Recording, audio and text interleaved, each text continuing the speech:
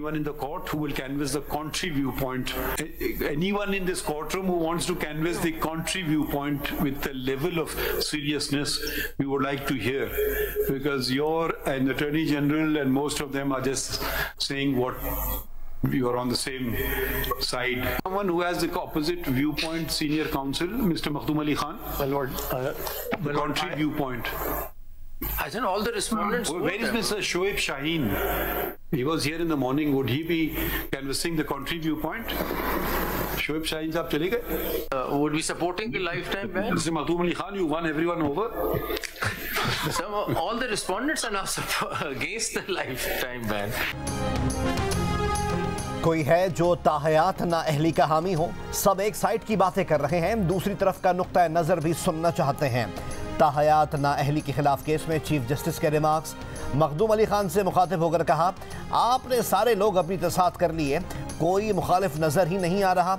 शोएब शाहीन कहाँ हैं? शायद उनके पास कोई नुक्ता हो। कई बार आवाज़ें लगाने के बाद बड़ी मुश्किल से 3 लोग ताहयात ना अहली के हामी मिले। दौरान समाज जस्टिस मंसूर ने कहा, आइन में हर सज़ा की मुद्दत है तो ना अहली ताहयात कैसे हो सकती है? कैसे हो सकता है कि सज़ा काटने के बाद भी कोई कभी इंतखाब ना लड़ सके? जस्टिस जमाल मंदुखेल ने सवाल किया, आर्टिकल 62(1)(f) में नाअहली की मुद्दत कहाँ लिखी है? जस्टिस मंसूर ने कहा, सवाल यह है कि क्या ज़ेली आइनी कानून साजी से आइन में रद्द बदल मुमकिन है? कत्ल और गद्दारी जैसे संगीन जुर्म में कुछ अरसे बाद इलेक्शन लड़ सकते हैं, लेकिन मामूली वजूहात की बुनियाद पर ताहयात नाअहली क्या गैर मुनासिब नहीं लगती? चीफ जस्टिस ने कहा कि उनकी राय में असल आइन और बात की तरमीम में तजाद हो तो असल पर इन्हिसार करना चाहिए। वो मुंतखब नुमाइंदों की कानून साजी पर इन्हिसार करेंगे, ना कि डिक्टेटर की। अटॉर्नी जनरल ने इस्तदा की कि अदालत ताहयात नाअहली के फैसले का दोबारा जायज़ा ले। वो विफाक के बनाए गए कानून इलेक्शन एक्ट की तायीद करेंगे। तमाम एडवोकेट जनरल्स ने भी इलेक्शन एक्ट में तरमीम की हिमायत कर दी। चीफ जस्टिस ने कहा, यह तासुर ना लिया जाए कि अदालत किसी मखसूस जमात की हिमायत कर रही है। यह एक आइनी मसला है जिसको एक ही बार में हल करने जा रहे हैं। केस की मजीद समाअत 4 जनवरी तक मुलतवी। एडवोकेट फैसल सिद्दीकी, अजीज करामत भंडारी और रीमा उमर अदालती मुअव्विनीन मुकर्रर।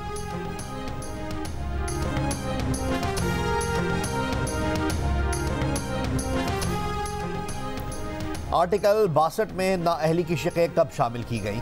चीफ जस्टिस काजी फाइज ईसा का सवाल। जहांगीर तरीन के वकील मखदूम अली खान ने जवाब दिया कि आर्टिकल 62 आइन पाकिस्तान 1973 में सादा था। आर्टिकल 62 में इजाफी शिक़ें सदारती ऑर्डर 1985 में शामिल हुई। इस पर चीफ जस्टिस ने कहा कि यानी जनरल ज़ियाउल हक ने किरदार से मुताल्लिक़ ये शिक़ें शामिल कराईं। क्या ज़ियाउल हक का अपना किरदार अच्छा था? सितम ज़रीफ़ी है कि आइन के तहफ़्फ़ुज़ की कसम खाकर आने वाले खुद आइन तोड़ दें और फिर ये तरमीम करें। एक मार्शल लॉ एडमिनिस्ट्रेटर कैसे आइन से अहलियत का मयार मुकर्रर कर सकता है? क्या जजों को घर भेजने वाला और आइन चिकनी करने वाला अच्छे किरदार का हो सकता है? क्या ज़ियाउल हक को सब मुआफ़ है?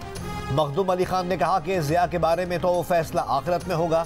चीफ जस्टिस ने कहा, नाअहली की मुद्दत का तयन आइन में नहीं, इस खला को अदालतों ने पुर किया। We must bear in mind the conditionalities that were imposed to exclude people from this. I mean, the degree situation. Thankfully, it wasn't there when the Qaid was around, because he would have been disqualified. That's right. You know, he wasn't a graduate. Amendment कब हुई? सादिक और अमीन के अल्फाज कोई मुसलमान अपने लिए बोलने का तसव्वुर नहीं कर सकता। बड़े बड़े उलमा रोज़े आखिरत के हिसाब से डरते रहे। आर्टिकल 62(1)(f) से मुताल्लिक़ केस में चीफ जस्टिस के रिमार्क्स। कहा, इलेक्शन लड़ने के लिए जो अहलियत बयान की गई है, अगर इस ज़माने में कायदे आज़म होते वो भी नाअहल हो जाते। इस्लामी तालीमात का अच्छा इल्म रखना भी एक शिक़ है। पता नहीं कितने लोग ये टेस्ट पास कर सकेंगे। चीफ जस्टिस ने यह भी कहा कि अच्छे किरदार के बारे में वो जज फैसला करेंगे जो खुद इंसान है।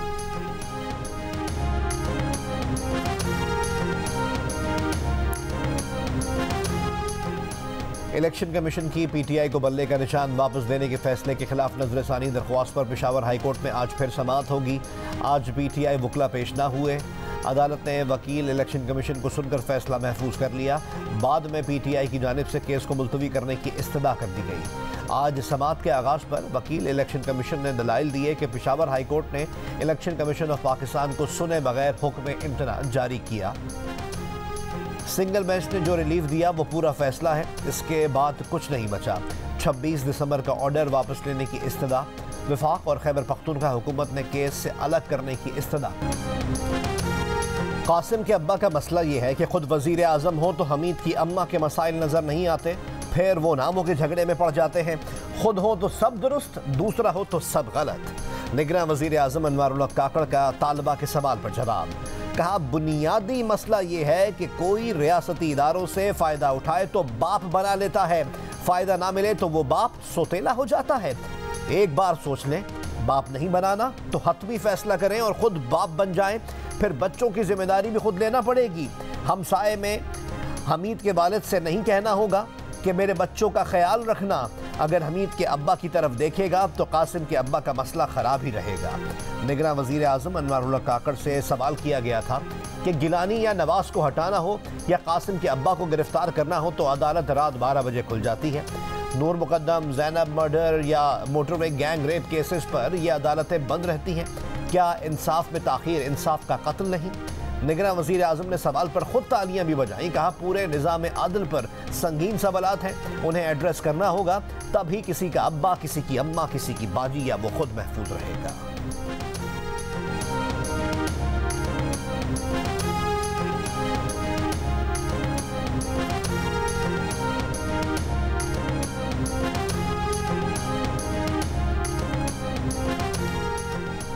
सुप्रीम कोर्ट ऑफ पाकिस्तान में लापता अफराद से मुताल्लिक केसेस की समाअत। चीफ जस्टिस ऑफ पाकिस्तान ने एतजाज़ एहसन के वकील शुएब शाहीन से कहा कि एतजाज़ एहसन की दरख्वास्त में सियासत झलक रही है।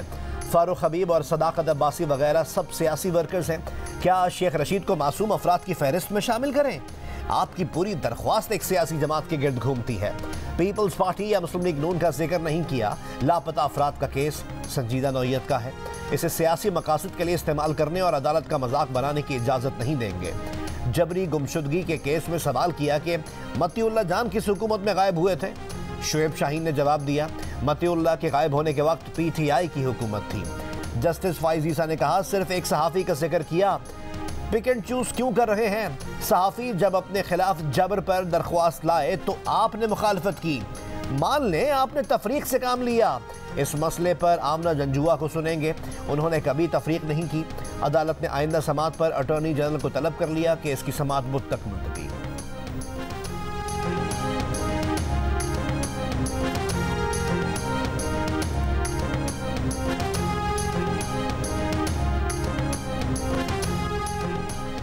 Chief justice of Pakistan justice Qazi Faez Isa ने रिमार्क्स दिए हैं कि लापता अफराद के ठोस केसेस भी हैं, बाज़ मसनूई केसेस भी हैं जिनकी मुख्तलिफ वजूहात हैं। जबरी गुमशुदगियों के केस में रिमार्क्स दिए कि लोग तंजीमें ज्वाइन करके भी लापता हो जाते हैं। उनके इल्म में है कि कत्ल केस का मुलजिम जमानत पर था, फैसले से पहले गायब हो गया और भाई के जरिए मिसिंग पर्सन की दरख्वास्त दायर करवा दी। चीफ जस्टिस ने यह भी कहा कि लोग जिहाद पर चले जाते हैं, तंजीमें ज्वाइन कर लेते हैं और बाद में मिसिंग पर्सन की लिस्ट में शामिल हो जाते हैं। अदलिया की भी हुदूद हैं, अदलिया सब कुछ नहीं कर सकती। सब जिम्मेदारी कबूल करें, मिलकर हल करेंगे तो लापता अफराद का मसला हल होगा।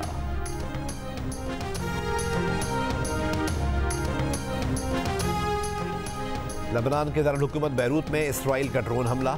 हमास सियासी ब्यूरो के नायब और अल-कस्साम ब्रिगेड के बानी रुकन सालेह अल-अरोरी 5 साथियों समेत शहीद। सालेह अल-अरोरी का शुमार तूफ़ान अल-अक्सा कार्रवाई के मंसूबा साजों में किया जाता था। हमास रहनुमा हिजबुल्लाह के सरबराह हसन नसरुल्लाह से मुलाकात करने वाले थे। ईरान के सुप्रीम लीडर से भी मुलाकातें कर चुके थे। हमास के रहनुमा इस्माइल हानिया ने कहा है कि जैसे शेख यासीन के बाद इनकलाब जारी रहा, अब भी जारी रहेगा। लबनान के वज़ीर आज़म नजीब मिकाती बोले, इसराइल गज़ा में नाकामी के बाद लबनान को महाज़ाराई के नए मरहले में ले जाना चाहता है। लबनान इसराइली हमलों के खिलाफ अक़वाम मुत्तहिदा सलामती काउंसिल में शिकायत करेगा। ईरान ने खबरदार किया कि हमास रहनुमा का कत्ल इसराइल के खिलाफ मुज़ाहिमत मज़ीद बढ़ाएगा। अक़वाम मुत्तहिदा ने कहा कि हमास रहनुमा की हलाकत के बाद सूरत हाल इंतहाई परेशान कुन हो गई है।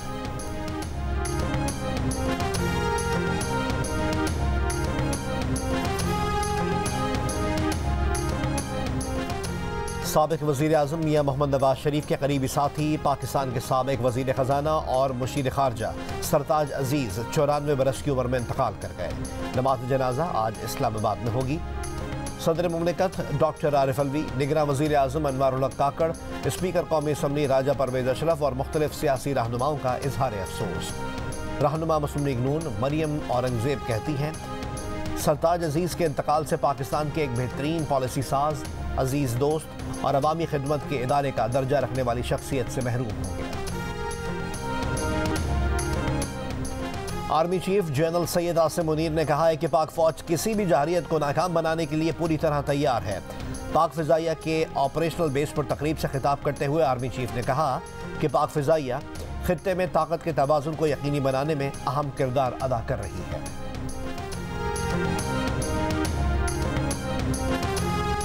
टिकट्स की तकसीम का मामला हल करने के लिए नून लीग की क़यादत का इजलास।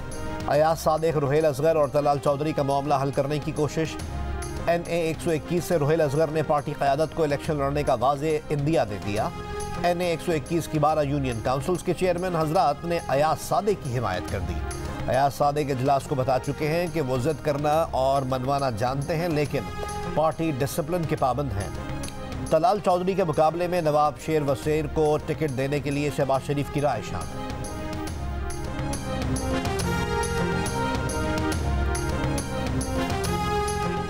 नून लीग के रहनुमा सरदार अयाज सादिक की पीपल्स पार्टी के रहनुमा खुर्शीद शाह से मुलाकात। सियासी सूरत हाल और इंतखाबात से मुताल्लिक तबादला ख्याल। सियासी दर्जा हरारत को नॉर्मल रखने पर इत्तफाक।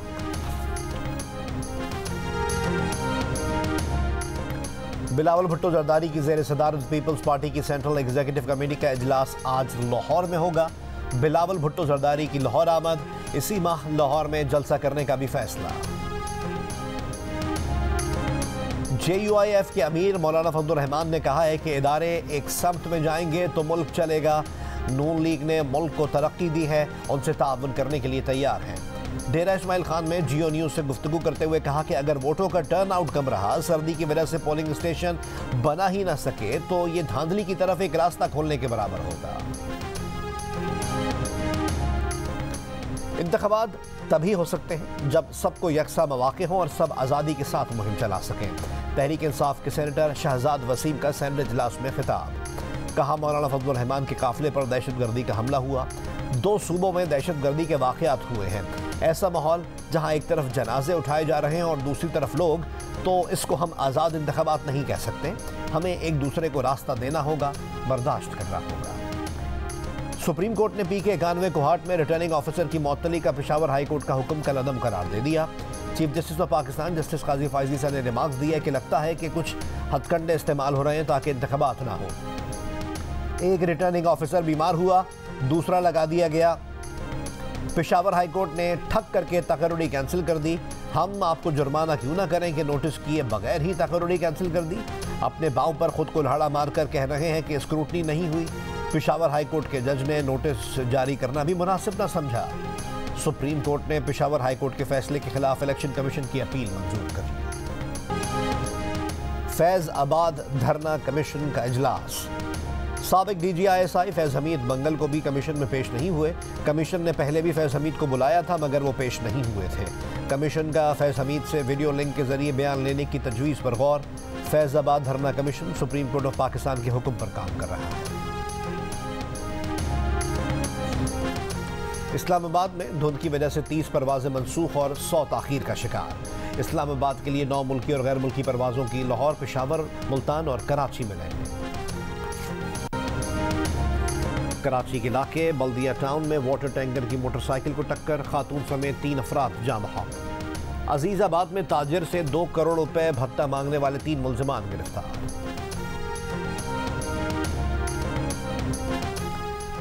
बलूचिस्तान की क़िल्लात जुडिशल लॉकअप से 6 खतरनाक कैदी फरार। कत्ल की वारदातों में मुलव्वस कैदी भी फरार होने वालों में शामिल। मुल्क में बिजली की गैर एलानी लोड शेडिंग और कम गैस प्रेशर का बहरान जारी। लेस्को का शॉर्टफॉल 1000 मेगावाट से बढ़ गया। बंद पावर प्लांट्स अभी तक नहीं चलाए जा सके। गुड्डू थर्मल पावर प्लांट के स्विच यार्ड में फनी खराबी 48 घंटे बाद भी दूर न की जा सकी। ज़राए के मुताबिक नया ब्रेकर खरीदने में 15 रोज लग सकते हैं। मुख्तलिफ शहरों में कई घंटों की लोड शेडिंग से शहरी परेशान। इस्लामाबाद में बलोच यकजहती कमेटी का धरना 12वें रोज में दाखिल। खवातीन, बच्चे और बुजुर्ग मुजाहिरीन कैंप में मौजूद।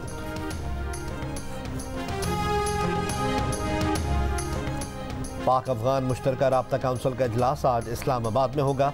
पाक अफगान तनाव में कमी पर तबादला ख्याल किया जाएगा। पाकिस्तानी हुक्काम कलअदम गिरोहों की जानिब से अफगान सरजमीन के पाकिस्तान के खिलाफ इस्तेमाल का मामला उठाएंगे।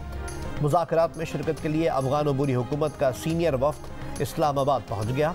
वफ्द की क़यादत सीनियर अफगान तालिबान रहनुमा और गवर्नर कंदहार कर रहे हैं। अमेरिका की मारूफ हार्वर्ड यूनिवर्सिटी की सदर क्लॉडीन गे ने इस्तीफ़ा दे दिया। क्लॉडीन को सहूनी मुखालफत पर अपने बयानात और अदबी सरका के इल्ज़ामात पर तनकीद का सामना था। टोक्यो के हनीदा एयरपोर्ट के रनवे पर जापानी एयरलाइन के तैयारे में आग लग गई। तैयारा लैंडिंग के बाद एयरपोर्ट पर मौजूद कोस्ट गार्ड के तैयारे से टकराया। कोस्ट गार्ड के तैयारे पर मौजूद 5 अफराद हलाक। मुसाफिर तैयारे के तमाम 376 मुसाफिरों को बाहिफाजत निकाल लिया गया। एयरपोर्ट के तमाम रनवेज को परवाजों के लिए बंद कर दिया गया।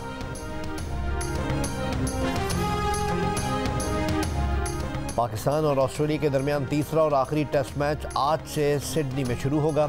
सिडनी टेस्ट के लिए इमामुल हक ड्रॉप, शाहीन अफरीदी को आराम दिया जाएगा।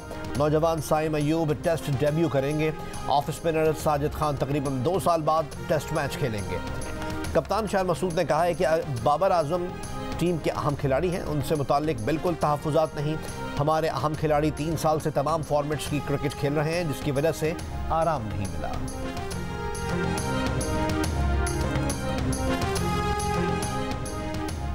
ऑस्ट्रेलिया में पांव की इंजरी का शिकार होने वाले mystery spinner Abrar Ahmed New Zealand के खिलाफ T20 सीरीज से भी बाहर हो गए। पीसीबी सिलेक्शन कमेटी के सरबराह वहाब रियाज ने जियो न्यूज़ को खुसूसी इंटरव्यू में कहा कि अगले डोमेस्टिक सीजन में फर्स्ट क्लास मैचेस के दौरान खिलाड़ियों को लीग्स खेलने के लिए NOC ना देने की तजवीज़ है। अगले 13 T20 मैचेस में बहुत कुछ ट्राई करना है। प्लेयर्स से बात कर रहे हैं कि उनको किस पोजीशन पर खेलना है। मुस्तकबिल में ओपनर्स में भी तब्दीली नजर आएगी।